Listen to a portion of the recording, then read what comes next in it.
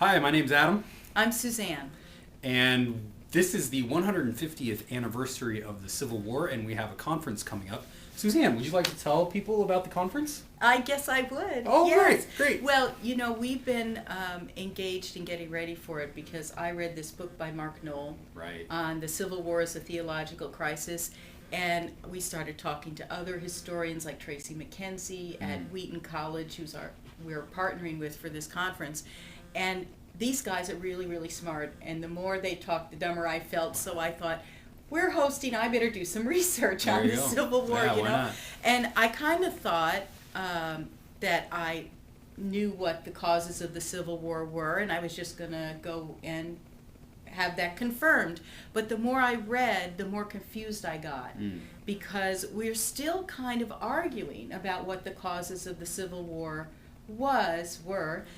are, and it's the same discussion that they were having 150 years ago. I was taught in high school that it was about states' rights. Yeah, well, so was I, and also economic issues. That was a really big thing when I was in high school, and we won't say when. Yeah. But states' rights, tariffs, economics, the election of Lincoln, and slavery are the four biggies. It's interesting because oftentimes you'll hear that slavery really wasn't the issue. Exactly. It's more about states' rights or tariffs or the election of Lincoln. Exactly. Yeah. So we found this article that was written in the month just before the first shots of the Civil War were fired. And it was written from South Carolina. So Lincoln has been elected but not yet inaugurated. Okay. And South Carolina and other states have seceded from the Union. And this article that appeared in the Atlantic within weeks of the Civil War starting was talking with all these people. What are you doing? Why are you doing it? And they listed all these same things that we're still talking about today. But then it came down to this one question. So we're going to read it together. Interesting. Okay, here we go. So I'll read the point of view of the writer of the article. Okay. When I asked one gentleman what the South expected to gain by going out, he replied, First, safety. Our slaves have heard of Lincoln, that he is a black man, or a black Republican, or black something, that he is to become ruler of this country, the 4th of March, that he is a friend of theirs and will free them. We must establish our independence in order to make them believe that they are beyond his help. My impression is that a prevalent, though not a universal fear, existed lest the Negroes should rise in partial insurrections on or about the 4th of March. So you see a lot of fear that's going on in the South about a slave revolt if the North should happen to help the slaves try to find freedom. That's right. So this question that we might want to ask ourselves is, where are we afraid today? Who are we afraid of, and how is that fear perhaps allowing us to avoid looking at the ways in which our own actions are causing hurt or harm?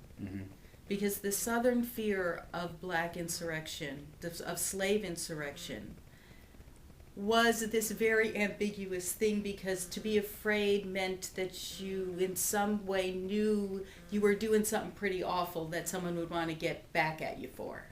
So the fear contains within it your own self-critique, your own condemnation. So to take that as a signal to us, rather than to judge and say, why couldn't they face their fear, just release the slaves and so forth, to take it rather than as a way to accuse others, to allow ourselves to come under judgment in a more constructive way. That self-reflection is very difficult because it makes us vulnerable to ourselves and to others, and takes great courage to do so. It does, and it really influences the way we look at history and the way history impacts on how we see ourselves today. Yeah. And the conference that we're having on March 16th and 17th with Wheaton College is going to open with Tracy McKenzie, historian and professor at Wheaton, addressing this very issue of how do we use history in a moral and responsible way, so that rather than concealing truths and hiding from reality, it opens us up to be more honest with ourselves right here and now.